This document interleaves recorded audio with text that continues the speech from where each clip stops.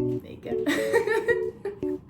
Masa başı videolar sevmirəm, amma bunu sizin üçün eləməliyəm. Biriləri bunu eləməlidir. Ona görə başlayaq. Ay. Mən in motion, in act olanda da rahat oluram danışmağa kamera qarşısında, amma okey, buna da alışmaq lazımdır. Adın son universiteti. Azərbaycan Dövlət Gələcəkdə dahi biri var. Menecerimin təşrifi ilə təşəkkürlər buradan ona. Olmasaydı bu video olmaz.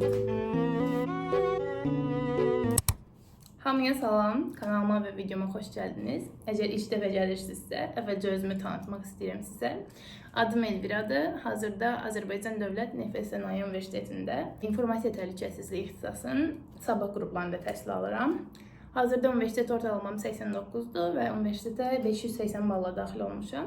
Buna görə də bu videonu sizin üçün çəkməyə qərar verdim. Başlıqdan da anlaya biləcəyiniz üzrə videoda dərs rutinimdən, istifadə edəcəyimiz metodlardan və necə daha yaxşı oxuya bilərik, bundan bəhs edəcəyik.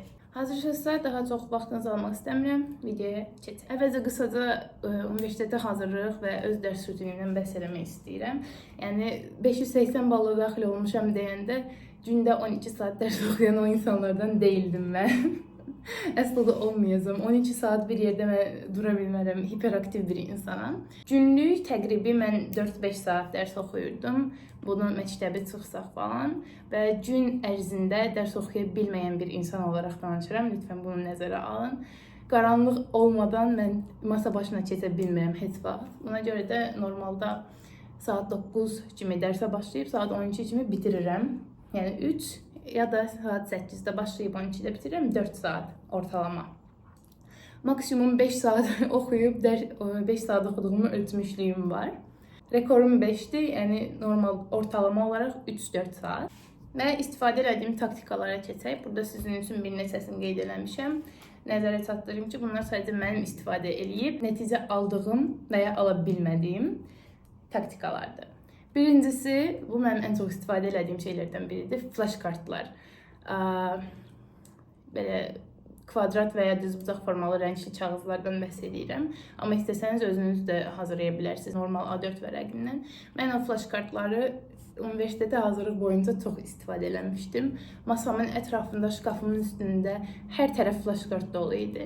Onların üstünə mən əzbərləyə bilmədiyim düsturları, yadımdan tez-tez çıxan şeyləri yazırdım. Və hər gün, məsələn, şkafımın üstündə olanları səhər durub məktəbə hazırlaşanda, özümə paltar götürəndə şkafdan hər səhər onu oxuyurdum, sonra hazırlaşmağa başlayırdım məktəbə getmək üçün. Və əzbərləyə bilmədiyim bir çox düsturu o flash kartlar sayəsində əzbərləmişdim. Yəni yerinə, sırasına, plus-minusa görə əzbərləyə bilmişdim. Çünki mənim göz yaddaşım daha yaxşıdır. Düşünürdüm ki, şkafın sağ tərəfindəki qapıda həmin bu sarı rəngli flash kartın sağ yuxarı küncündə belə bir düstur var. O düsturuydu. Belə yadımda qalırdı. Amma düşünürəm ki, çox insan bundan nəticə ala bilər. Çünki bir sonraki taktikalardan biri daha çox fotoqrafik yaddaş tələb eləyir. Burada mənim xatırlama üsulum fotoqrafik yaddaşla əlaqəli idi. Amma siz özünüzə başqa üsullar da tapa bilərsiniz flash kartları istifadə eləmək üçün. İkinci metod Study with Me və Pomodoro videoları və ya proqramları. Mən normalda masa başına oturana qədər çox tənbəl biriyəm. Masa başına otura bilmirəm, mənə çox çətin gəlir ora qədər olan proses. Amma oturandan sonra artıq alışa bilirəm. Və bunun üçün də mən Study with Me videolarından və Pomodoro proqramlarından istifadə edirəm. Universitetə hazırlaşdığım vaxt yadımda Forest deyə bir proqram istifadə edirdim, amma o vaxtdan bəri silmişəm və istifadə eləməmişəm heç. Amma o çox qəşəng proqram idi. Aşağıya bir yerlərə şəklini qoyarım buralara. Orada dərs oxuduğunuz müddətcə, məsələn, 50 dəqiqə dərs oxumaq üçün vaxt seçmişsiniz və o vaxt bitənə qədər telefona əl vura bilmirsiniz. Vaxt bitdikdən sonra, yəni bitənə qədər əl vurmasanız, sizə bir fidan verilir və sizin öz bağçanız olur, ora ağac əkirsiniz və nə qədər çox dərs oxusanız, o qədər çox ağacınız olur və bağçanız daha da böyüyür. Mənim çox xoşum gəlirdi, istifadə edirdim ondan. Bir də Study with Me videolarından istifadə edirəm. Amma burada bir şey var ki, bütün videolar mənə uyğun olmur. Bəzi videolarda məsələn yəni Koreyalı qızların, bəzi qızlar var idi. Onların videolarını izləyirdim. Dia idi deyəsən qızın adı, tibb oxuyurdu. Onun videolarından mən biraz fokuslana bilmirdim. Çünki onlarda belə bir şey var ki, durmadan, yəni fasilə vermədən çox uzun saatlar dərs oxuya bilirlər. Amma bizdə belə bir şey olmadığı üçün mən onun videolarına otura bilmirdim. Yəni 4 saatlıq falan fasiləsiz videolar var idi və onlar mənə çox sıxıcı gəlirdi. Bir-iki dənə kanal tapmışam, onları bura qoyaram şəkillərin. Sub Young deyə bir kanal vardı. Son 2 semestrdə mən onun videolarından istifadə edirəm. 3 ya da 4 dənə study with me videosu var.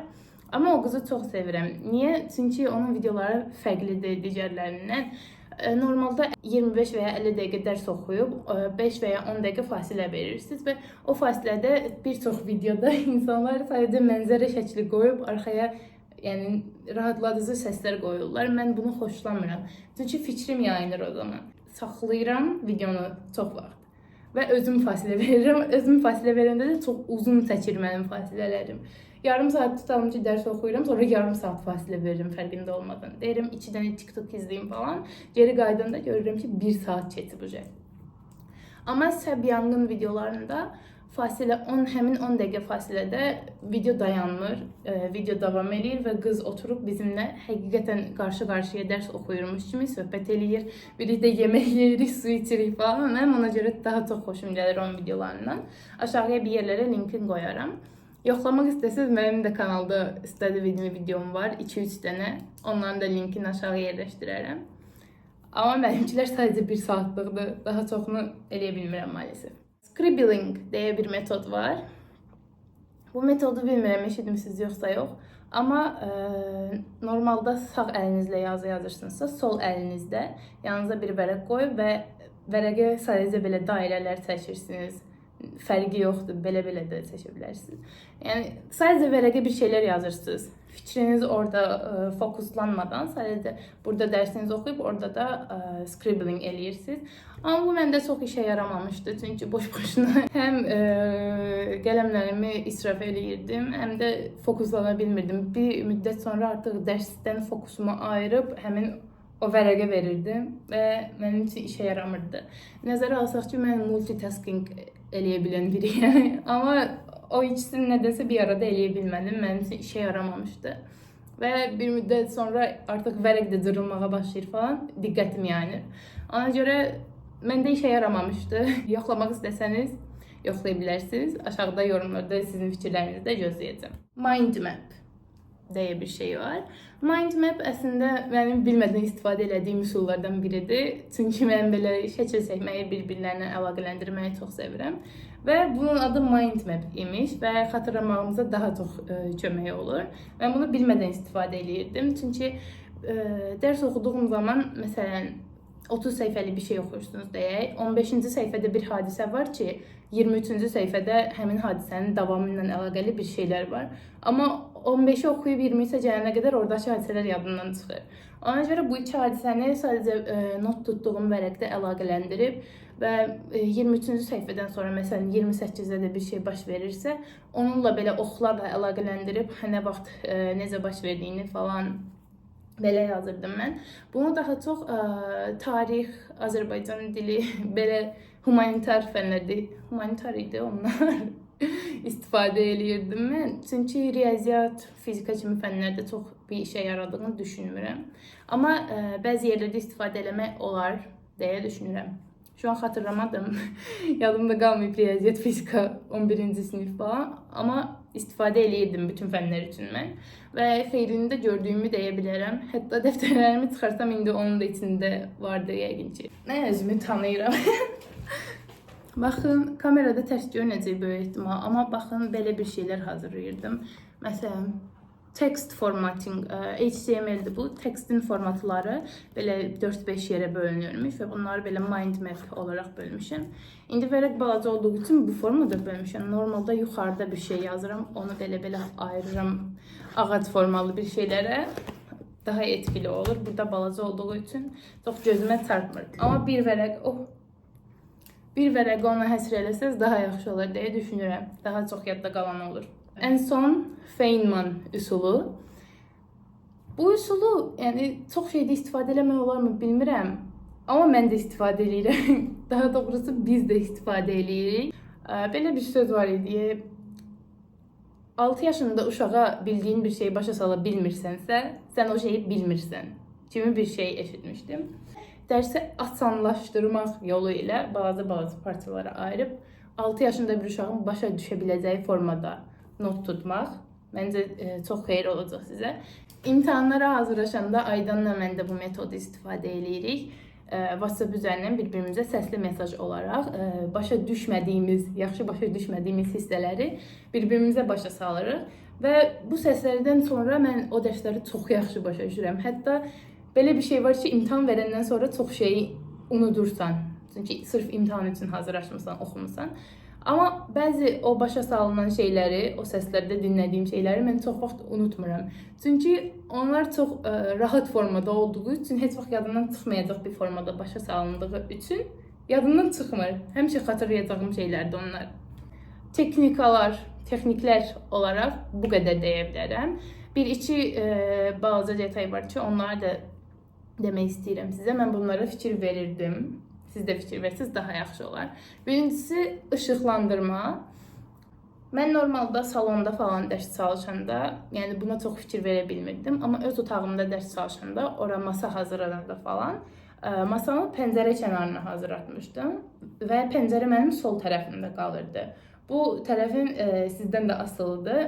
Məsələn, siz əgər sağ əlinizlə yazırsınızsa, mən sağ əlimlə yazıram. Işığın sol tərəfdən gəlməsi daha yaxşıdır sizin üçün. Əgər sol əlinizlə yazırsınızsa, sağ tərəfdən.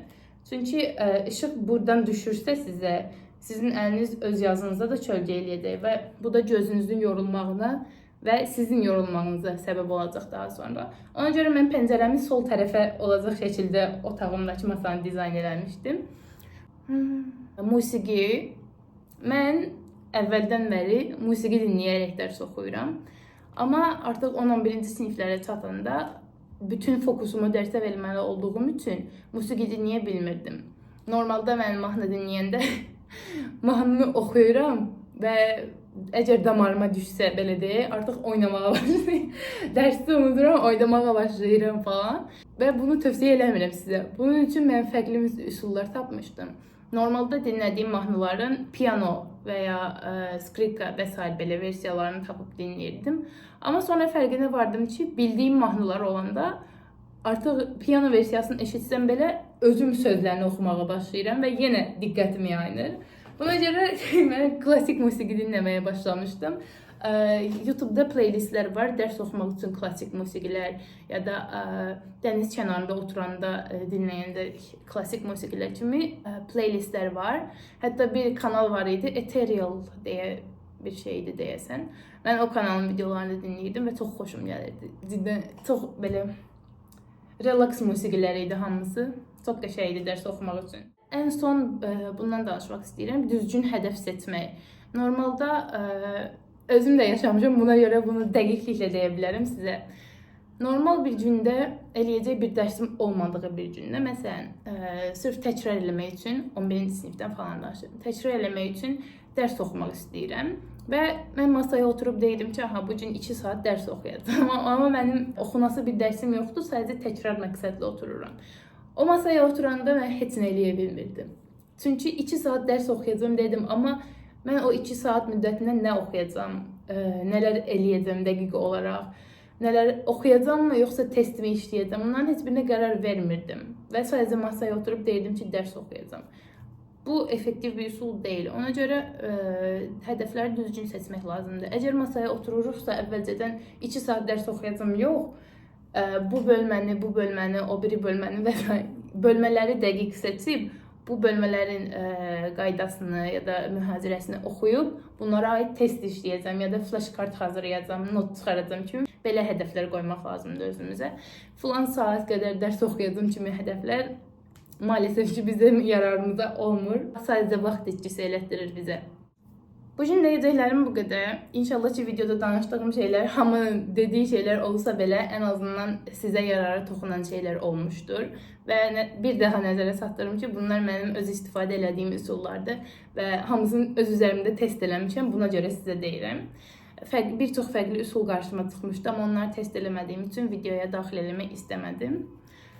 Bu qədər. Özünüzə yaxşı baxın. Sonraki videoda görüşərik. Sağ olun.